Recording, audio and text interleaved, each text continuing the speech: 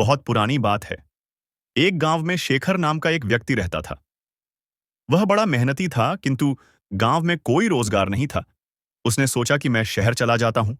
वहां मुझे मेरी योग्यता अनुसार मेहनत के पैसे मिल जाएंगे। यह सोचकर शेखर एक दिन अपने गांव से शहर की ओर चल दिया। शहर बहुत दूर था। चलते चलते शेखर थक चुका था। शेखर इतना थक गया था कि अब उससे बिल्कुल भी चला नहीं जा रहा था और वह थक कर वहीं बैठ गया। तभी शेखर ने देखा कि वहां से कुछ दूरी पर एक झोपड़ी है और झोपड़ी में एक घोड़ा बंधा हुआ है। शेखर ने सोचा, क्यों ना इस घोड़े को किराए पर ले लूं और इसी से शहर चला जाता हूं। शेखर जैसे तैसे झोपड़ी पर तक पहुंचा। शेखर ने देखा वहां एक व्यक्ति खड़ा हुआ है। शेखर समझ गया कि यह अवश्य ही घोड़े का मालिक है। शेखर उस व्यक्ति से बोला, मुझे आगे शहर में जाना है और शहर यहां से कई किलोमीटर दूर है। मैं बुरी तरीके से थक चुका हूं, तो क्या मैं आपका घोड़ा ले सकता हूं?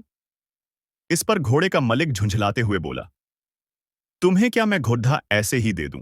शेखर बोला, मैं आपसे घोड़ा फ्री में नहीं लूंगा। इसके बदले मैं आपको घोड़े का किराया दूंगा। घोड़े का मालिक बोला, मैं तुम्हें घोड़ा किराए पर तो दे सकता हूं, किंतु मुझे अभी दूसरे गांव जाना है। अगर तुम मुझे उस गांव तक छोड़ दो तो मैं यह घोड़ा तुम्हें किराए पर दे सकता हूं। शेखर झट से तैयार हो गया। शेखर घोड़े पर आगे बैठ गया और घोड़े का मालिक पीछे। गर्मी के दिन थे, बहुत तेज धूप थी। दोनों चलते चलते थक गए और पसीने से तरबतर हो गए। शेखर बोला, बहुत तेज गर्मी है और थकान भी बहुत हो रही है। कहीं थोड़ी देर आराम कर लिया जाए।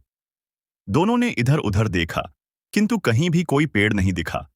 तभी शेखर घोड़े से उतरा और घोड़े के ही छांव में बैठ गया। शेखर थोड़ी देर ही घोड़े की छांव में आराम कर पाया था कि यह सब देखकर घोड़े का मालिक बुरी तरीके से जल गया। घोड़े का मालिक बोला, मैंने तुम्हें घोड़ा किराए पर दिया है, उसकी छाया किराए पर नहीं दी। तुम हटो यहां से। इस छाया पर मेरा अधिकार है और मैं यहां आराम करूंगा। यह सुनकर शेखर बोला, महानुभव, आप यह कैसी बात कर रहे हैं? मैंने अगर घोड़ा किराए पर लिया है तो उसकी छाया पर भी मेरा ही अधिकार है। अगर आप चाहें तो आप भी इस छाया में मेरे साथ बैठकर आराम कर सकते हैं। लेकिन घोड़े का मालिक बड़ा जिद्दी था। वह बोला, नहीं नहीं, इस छाया पर सिर्फ और सिर्फ मेरा अधिकार है और मैं ही इसकी छांव में बैठूंगा। तुम हटो यहां से। इतनी छोटी सी बात पर दोनों में जोर जोर से बहस होने लगी और बात तू तू मैं से हाथापाई पर आ गई। दोनों एक दूसरे से झगड़ाने लगे और एक दूसरे पर लात घुस्से बरसाने लगे। सुनसान जंगल में उनके बीच बचाव करने वाला भी कोई नहीं था। दोनों की लड़ाई देखकर घोड़ा भड़क गया और वहां से भाग गया। थोड़ी देर बाद जब घोड़े के मालिक ने घोड़े को देखा तो वह कहीं दिखलाई नहीं दिया। यह देखकर घोड़े का मालिक बोला, अरे मेरा घोड़ा कहां चला गया? वह तो अभी नया है। उसने ठीक से घर भी नहीं देखा। पता नहीं वह कहां गया और अब मैं उसे कैसे ढूंढूं? तभी शेखर बोला, अच्छा हुआ, तुम जैसे लोगों के साथ ऐसा ही होना चाहिए। अभी तुम छाया के लिए परेशान हो रहे थे, अब घोड़े की काया के लिए परेशान होना।